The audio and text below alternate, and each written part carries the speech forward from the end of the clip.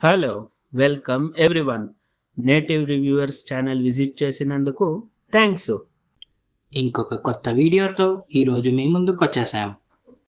మేము ఈరోజు ఏ విషయం గురించి మా ఒక అన్ఫిల్టర్డ్ ఒపీనియన్ని మీతో చెప్పుకోవాలని అనుకుంటున్నామనేది మీకు ఆల్రెడీ థంబ్నెయిల్ మరియు టైటిల్ చూసి తెలిసై ఉంటుంది. ఇప్పుడే రిలీజ్ అయిన మణిరత్నం, కమల్ హాసన్, త్రిష మరియు సింబు గారి కాంబోలో రిలీజ్ అయిన థగ్ లైఫ్ సినిమా గురించి మా ఒక అన్ఫిల్టర్డ్ ఒపీనియన్ని మీతో పాటు షేర్ చేసుకుంటున్నాం.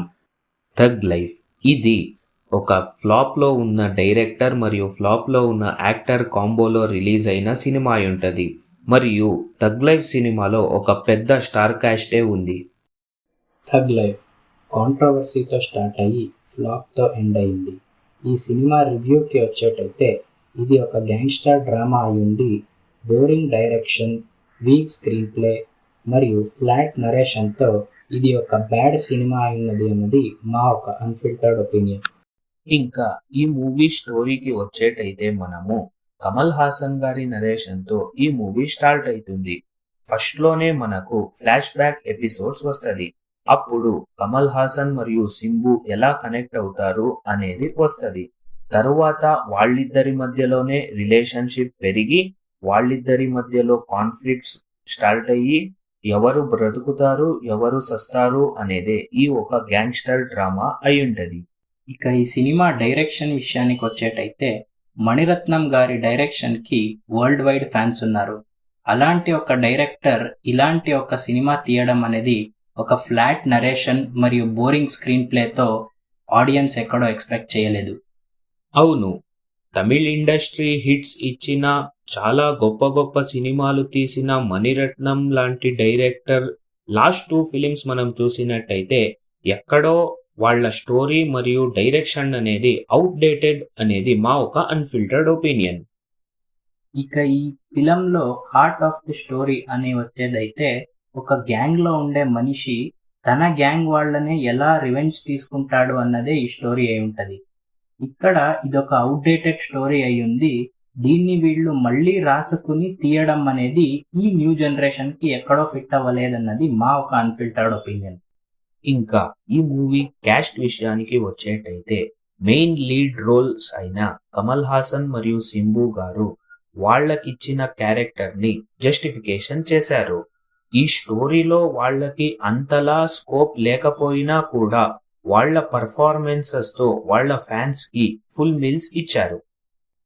ఇక ఈ సినిమా మెయిన్ ఫీమేల్ లీడ్కి వచ్చేటైతే త్రిష గారి క్యారెక్టర్కి స్టోరీలో అంతగా ఇంపార్టెన్సే ఉండదు. ఇంపార్టెన్సే లేని ఒక క్యారెక్టర్కి అంత పెద్ద సూపర్ స్టార్ని పెట్టడం అనేది డైరెక్టర్ ఫాల్ట్ అని మా ఒక అన్ఫిల్టర్డ్ ఒపీనియన్. ఇంకా సపోర్టింగ్ రోల్స్ విషయానికి వచ్చేటైతే అందరూ పెద్ద పెద్ద యాక్టర్సే ఉన్నారు. ఆ పెద్ద పెద్ద యాక్టర్స్ పొటెన్షియల్ ఉన్నా కూడా డైరెక్టర్ గారు ఎక్కడో వాళ్ళ పొటెన్షియాలిటీని యూజ్ చేయడంలో ఫెయిల్ అయ్యారు అనేదే మా ఒక అన్ఫిల్టర్డ్ ఒపీనియన్.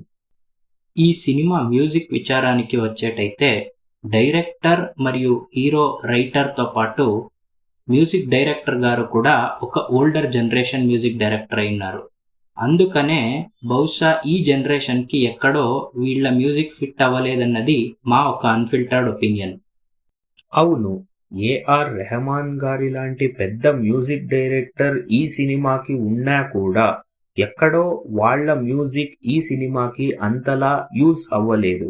ఎందుకంటే ఫిలిం రిలీజ్కి ముందు కూడా రిలీజ్ అయిన సాంగ్స్ కూడా ఫిలిం మీద ఇంపాక్ట్ చేయలేదు మరియు ఫిలింలో బీజిఎం కూడా అంతలా పండలేదు అన్నదే మా ఒక unfiltered opinion. Tug life cinema ఒక గ్యాంగ్స్టర్ డ్రామా అవ్వడంతో యాక్షన్ సీన్స్ ఎక్కువ ఎక్స్పెక్ట్ చేయొచ్చు. అందులోనూ కమల్ హాసన్ మరియు సింబు గారి చేసిన ఒక యాక్షన్ సీన్స్ ఏముంటుంది, వాళ్ళ ఫ్యాన్స్కి ఐ ఫీస్ట్ అనే మనం చెప్పచ్చు. అవును, అంత ఫైట్ సీక్వెన్స్ ఉన్నా కూడా స్టోరీలో దానికి స్కోప్ లేకపోవడంతో ఎక్కడో అది కూడా మనకి బోర్ అని అనిపిస్తుంది. అదే కాకుండా ఈ యాక్షన్ సీక్వెన్సెస్ అనేది ఏముంది, దాంట్లో యూనిక్నెస్ అన్నది మనం చూడలేము. మీకు తెలిసినట్టయితే కమల్ హాసన్ గారు రిలీజ్కి మొదలు కన్నడ గురించి చేసిన ఒక కాంట్రవర్షియల్ స్టేట్మెంట్తో ఈ సినిమా కర్ణాటకలో రిలీజ్ అవ్వలేదు. కర్ణాటక అన్నది మూవీస్కి ఒక పెద్ద మార్కెట్ అయింది. ఇందులో ఎస్పెషలీ బెంగళూరులో వచ్చే రివ్యూస్తో కలెక్షన్ డిసైడ్ అవుతుంది అని ఇంతకు ముందే ఒక ప్రొడ్యూసర్ చెప్పడం మేము చూశాను. బహుశः ఇది కర్ణాటకలో రిలీజ్ అయ్యున్నా కూడా బెంగళూరులో కూడా ఒక నెగటివ్ రివ్యూస్ అనేదే వచ్చేది. ఎందుకంటే దీనికి ఒక సోల్ ఆఫ్ ద మూవీ అనేదేముంది, అది ఎక్కడో మిస్ అయింది అనేదే మా ఒక అన్ఫిల్టర్డ్ ఒపీనియన్. సో ఇది ఈరోజు మా వీడియో అయ్యింది. మీరు ఈ సినిమా చూసినట్టయితే కమెంట్ చేయండి, మరియు ఎవరు మీ ఫ్రెండ్ వెళ్ళాలనుకుంటున్నారో వారితో షేర్ చేయండి. మా ఈ ఒక అన్ఫిల్టర్డ్ ఒపీనియన్స్ మీకు నచ్చినట్టయితే దయచేసి కమెంట్ చేయండి, మరియు లైక్, షేర్, సబ్స్క్రైబ్ చేసుకోండి. లాస్ట్లో బెల్ కొట్టేది మాత్రం మర్చిపోకండి.